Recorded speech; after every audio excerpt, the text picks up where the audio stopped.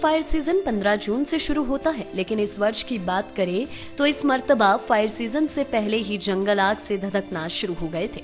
यही वजह है कि अभी तक वन विभाग के धर्मशाला सर्कल के अंतर्गत 15 अप्रैल तक जंगलों में आग की 108 घटनाएं घटित हो चुकी है। जंगलों में लगी आग से जहां 483.75 एरिया प्रभावित हुआ है, जिसमें 322.5 हेक्टेयर नेचुरल एरिया और 181.25 हेक्टेयर प्लांटिंग एरिया शामिल है। वहीं 35 लाख रुपए का नुकसान भी हो चुका है। गौरतलब है कि वन विभाग धर्मशाला सर्कल के अंतर्गत धर्मशाला, पालमपुर व नूरपुर डिवीजन आते हैं। वहीं इससे पहले फरवरी में 2 और मार्च में 14 मामले जंगलों में आग लगने के सामने आ चुके हैं। सूखे की वजह इस वर्ष 1 अप्रैल से फायर सीजन डिक्लेयर कर दिया गया है, जबकि पूर्व में 15 अप्रैल से फायर सीजन शुरू होता था। डीएफओ धर्मशाला डॉक्टर संजीव शर्मा ने बताया कि वन विभाग के फील्ड स्टाफ व अधिकारियों के mobile number fire management system से इंटीग्रेट कर दिए गए हैं। जब भी कोई जंगल में आग की घटना सामने आती है तो forest survey of India Dehradun से एक अलर्ट मैसेज आता है, जिसमें किस बीट में किस स्पॉट पर आग लगी है, जिसके चलते विभाग को आग की लोकेशन की जल्द ही जानकारी मिल रही है। इसकी वजह से विभाग की टीम को स्पॉट पर पहुंचने में आसानी हो रही है तथा जल्द से जल्द टीम के सदस्य स्पॉट पर पहुंचकर आग बुझाने में जुट रहे हैं। 1 अप्रैल से इस बार फायर सीजन हिमाचल प्रदेश में स्टार्ट कर दिया गया है।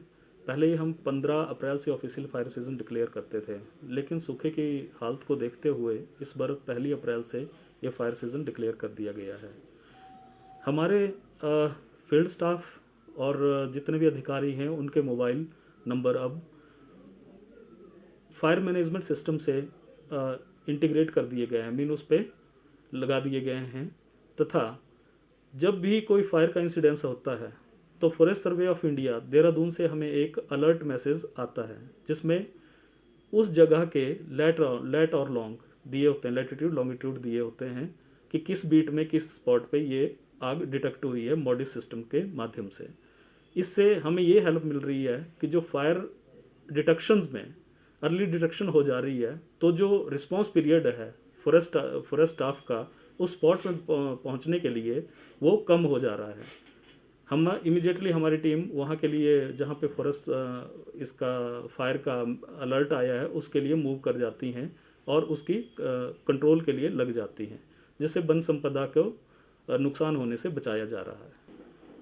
अभी तक जो धर्मशाला फॉरेस्ट सर्कल में 108 1 अप्रैल की बात करें, 1 अप्रैल से 15 अप्रैल तक 108 फायर केसेस ऑलरेडी हो चुके हैं, जो कि हम तुलना करें पिछले साल की और उससे पिछले साल की तो उसके कंपैरिजन में बहुत ज़्यादा हैं जो इस बार हुए।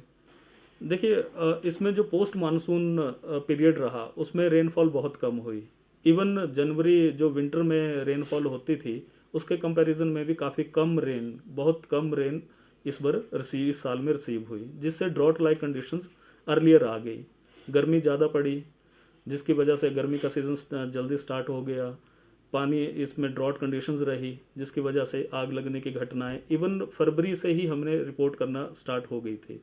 फरवरी में अगर सर्कल की बात करें तो 2 फायर केसेस हुए थे, मार्च में ये 14 थे और अब तक 1 अप्रैल से लेकर अभी तक 108 केसेस हम रिपोर्ट कर चुके हैं। देखो, awareness forest fire awareness campaign हर साल ही वन विभाग एक लॉन्च करता है, जिसमें जो पहली ग्राम सभा होती है उसमें हमारा स्टाफ जाता है तो लोगों से रिक्वेस्ट करता है कि फायर सीजन आ गया है तो लोगों को जागरूक करें कि इसमें वनों में आग ना लगाएं। दूसरे, हम डिफरेंट प्रचार माध्यमों से, आपके न्यूज़पेपर के माध्यम से या इलेक्ट्रॉनिक मीडिया के माध्यम से भी अपील करते रहते हैं लोगों से कि वनों में आग ना लगाएं। हमारा जो publicity wing Himachal Pradesh forest department का पब्लिसिटी विंग है उसने मास अवेयरनेस कैंपेन इस बार लॉन्च किया और उन्होंने सभी वो एरिया विजिट किए जहां आग लगने की घटनाएं ज़्यादा होती हैं। ये कैंपेन उन्होंने 15 मार्च से स्टार्ट किया था, मार्च के महीने में किया है और लगभग सभी डिवीजन्स उन्होंने कवर किए हैं। नुक्कड़ नाटकों के माध्यम से लोगों को जागरूक किया कि वनों को आग ना लगाएं, वनों के क्या आग लगने से क्या क्या नुकसान होते हैं उनके बारे में उनको जागरूक किया। हमारा भी इसमें रहता है। इस बार तो स्कूल ओपन नहीं थे, नहीं तो हम भी इसमें फायर अवेयरनेस बच्चों के माध्यम से स्कूलों में जाके पेंटिंग या डेक्लेमेशन कंटेस्ट करा के अवेयरनेस कैंपेन एक लॉन्च करते थे। हमने इस बार लोगों को रेंज लेवल पे कई मास अवेयरनेस कैंपेन लॉन्च किए जिसमें पब्लिक रिप्रेजेंटेटिव थे, उनको बुलाया गया। BFDS जो विलेज फॉरेस्ट मैनेजमेंट सोसाइटीज़ हैं उनके मेंबर्स को बुलाया गया और फायर वॉलंटियर हमने रजिस्टर किए हैं। जहाँ तक सर्कल की बात है 496 हमारे फायर वॉलंटियर्स रजिस्टर्ड हैं, जो हमें अगर कहीं पे फायर आग लगती है तो उसके बारे में इंफॉर्मेशन भी देते हैं और आग लगने पे उसके कंट्रोल में भी हमारी सहायता करते हैं। हमारे जो धर्मशाला सर्कल में 3 डिवीज़न्स हैं, नूरपुर, धर्मशाला और पालमपुर, ये एरिया हमारे इस सर्कल के अधीन आता है।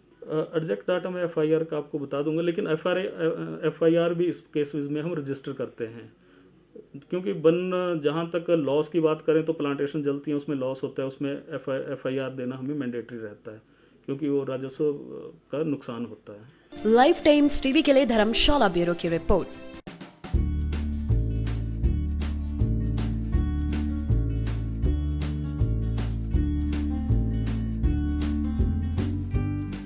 Regular hand hygiene. One must wash his hands regularly, either with soap and water or by using the hand sanitizers which are available. Secondly, one must cover his cough. When you're coughing, cough into a tissue and dispose of the tissue. If you're coughing into a hanky, keep it properly isolated and make sure it's washed properly. If you have cough onto your elbow so that you don't spread the infection. The infection spreads from one person to the other by droplet route. So when we cough, the cough particles carry the virus in them, and the virus then stays in the environment or in the air for some time. And if another person who comes in contact or is in close contact with this person, he will inhale those virus through when he breathes in, and that will cause the infection to the other person. And in this way, the human to human spread starts and a chain starts. And from one index case, many people start getting the infection. Therefore, if we cover our cough and we wash our hands properly, we can prevent the transmission and therefore prevent the infection from spreading in the community, especially to our near and dear ones who are in close contact with us. Corona की लड़ाई में साथ खड़े हैं हम। Live times TV द्वारा जनहित में जारी।